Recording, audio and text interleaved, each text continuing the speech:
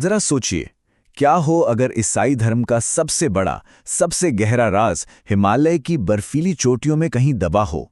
और क्या हो अगर 19वीं सदी के एक रूसी खोजकर्ता ने उसे खोज निकाला था? या फिर उसने सिर्फ एक ऐसी कहानी गढ़ दी जो इतनी जबरदस्त थी कि आज तक जिंदा है? तो चलिए इस रहस्य की तह तक चलते हैं। देखिए, हम सबने बाइबल की कहानियां सुनी हैं, लेकिन एक सवाल है, ईसा मसीह ने 12 से 30 साल की उम्र के बीच आखिर किया क्या? ये वो साल थे जब वो एक लड़के से एक महान उपदेशक बने। इन्हीं सालों को खोए हुए साल या द लॉस्ट ईयर्स कहते हैं। और पता है, ये वाकई में खोए हुए हैं। बाइबल में इन सालों के बारे में एक शब्द भी नहीं है, कुछ भी नहीं, किसी भी दूसरे ऐतिहासिक दस्तावेज में भी नहीं है। ये इतिहास का एक बिल्कुल खाली पन्ना है, एक ऐसा रहस्य जिसने सदियों से न जाने कितनों को सोचने पर मजबूर किया है। लेकिन फिर 19वीं सदी में एक आदमी सामने आता है और वो दावा करता है कि उसने ये पहेली सुलझा ली है। उसका नाम था निकोलस नोटोविच, और उसका कहना था कि जवाब पश्चिम में नहीं बल्कि पूरब की रहस्यमयी जमीन हिमालय में छिपा है। तो सवाल ये है कि ये इतना चौंकाने वाला दावा आखिर आया कहां से? खैर, इसकी कहानी शुरू होती है एक बर्फीले सफर, एक टूटी हुई टांग और एक ऐसी खोज से जिस पर यकीन करना मुश्किल है। कल्पना कीजिए, साल है 1887। नोटोविच हिमालय की यात्रा पर है और तभी एक हादसा होता है। उसका घोड़ा फिसलता है और उसकी टांग टूट जाती है।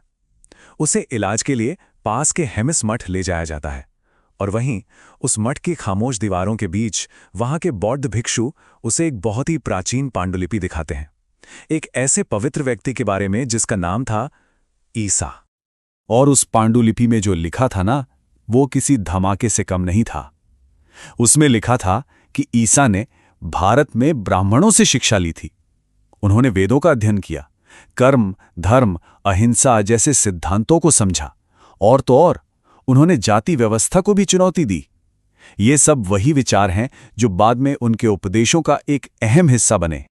तो मतलब साफ था, अगर नोटोविच की कहानी सच है तो इसका मतलब यह हुआ कि ईसाई धर्म की जड़ें सिर्फ यहूदिया तक ही सीमित नहीं हैं, बल्कि वो भारतीय दर्शन से भी जुड़ी हुई हैं।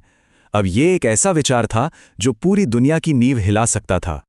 तो जब नोटोविच ने अपनी किताब छापी तो आप सोच सकते हैं क्या हुआ होगा। दुनिया सीधे सीधे दो हिस्सों में बंट गई। कुछ लोगों के लिए वो एक हीरो था, एक दूरदर्शी, और बाकियों के लिए एक नंबर का धोखेबाज। एक तरफ थे वो स्कॉलर्स जिन्होंने कहा, वाह क्या शानदार खोज है। उन्हें लगा कि ये कहानी पूरब और पश्चिम के विचारों को जोड़ती है। लेकिन दूसरी तरफ ईसाई अधिकारियों ने इस दावे पर जोरदार हमला किया। उनके लिए यह धर्म की मौलिकता पर एक सीधा हमला था। पर सवाल यह है कि आखिर ये आइडिया इतना विस्फोटक क्यों था? बात सिर्फ एक किताब की नहीं थी, नहीं, ये उस दौर की संस्कृति, सत्ता और पहचान से जुड़ी हुई थी।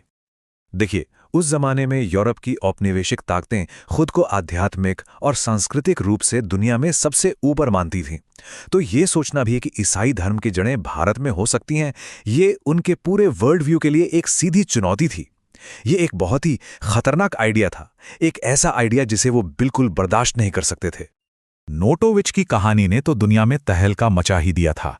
तो अब दूसरे लोग भी सच्चाई का पता लगाने के लिए निकल पड़े, सीधे हेमिस मठ की ओर। और यहीं से ये कहानी एक जासूसी नॉवेल जैसा मोड़ ले लेती है। लेकिन जब ये इन्वेस्टिगेटर्स हेमिस पहुंचे तो उन्हें क्या मिला? कुछ नहीं। वहां के भिक्षुओं ने साफ इनकार कर दिया। उन्होंने कहा कि वो नोटोविच नाम के किसी आदमी से कभी मिले ही नहीं और उनके पास ऐसी कोई पांडुलिपि है ही नहीं। बस ऐसा लगा कि कहानी यहीं खत्म। लेकिन रुकिए, कहानी में एक और ट्विस्ट है। तिब्बती बौद्ध धर्म में एक बहुत गहरी परंपरा है जिसे तेरमा कहते हैं। इसका मतलब होता है खजाना ग्रंथ। ये ऐसे गुप्त ग्रंथ होते हैं जिन्हें जानबूझकर छिपाया जाता है ताकि उन्हें बाहरी दुनिया से बचाया जा सके और फिर किसी सही समय पर ही सामने लाया जाए। तो अब सोचिए, क्या वो भिक्षु झूठ बोल रहे थे या फिर वो सिर्फ एक प्राचीन परंपरा निभा रहे थे, एक पवित्र राज की हिफाजत कर रहे थे? अचानक से उनका इनकार करना, उनकी वो खामोशी सबूत के बजाय एक और बड़ी पहेली बन गई। और फिर बात आती है उन समानताओं की जिन्हें नजरअंदाज करना बहुत मुश्किल है। ईसा के उपदेशों को देखिए, करुणा, मन की पवित्रता, वैराग्य, ये सारे विचार आपको भगवद गीता में भी मिलेंगे, बौद्ध धर्म में भी और उपनिषदों में भी। तो क्या ये सब सिर्फ एक इत्तेफाक था?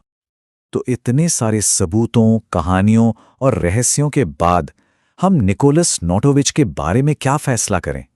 वो एक धोखेबाज था या एक दूरदर्शी? यही तो इस पूरी कहानी का सबसे बड़ा सवाल है। क्या नोटोविच की कहानी सच है?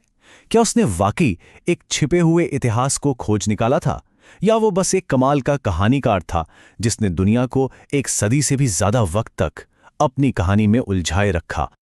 देखिए, सच तो ये है कि हमारे पास कोई ठोस सबूत नहीं है, कोई फिजिकल प्रूफ नहीं। वो पांडुलिपि आज मौजूद नहीं है जिसे हम देख सकें। लेकिन इस कहानी को पूरी तरह से खारिज भी नहीं किया जा सकता। और वो जो फिलॉसफी में समानताएं हैं, वो तो आज भी हमारे सामने हैं। तो आखिर में ये कहानी एक बहुत ही दिलचस्प संभावना बनकर रह जाती है। एक ऐसी थ्योरी जो साबित तो नहीं हुई, पर जिसे आज तक कोई गलत भी साबित नहीं कर पाया। आखिरकार नोटोविच की कहानी इतिहास के धुंधलके में कहीं खो जाती है। यह हमें बस एक बात याद दिलाती है कि हम जो जानते हैं जरूरी नहीं कि वही पूरी सच्चाई हो। और यही एक सवाल है जो आखिर में हमारे जहन में रह जाता है। अगर ये सच है, अगर ईसा मसीह के जीवन का एक पूरा चैप्टर हिमालय में छिपा हो सकता है, तो जरा सोचिए, इतिहास के और कितने ही राज उन बर्फीली चोटियों में दबे होंगे जो बस खोजे जाने का इंतजार कर रहे हैं। पहाड़ अपने राज इतनी आसानी से नहीं बताते हैं ना।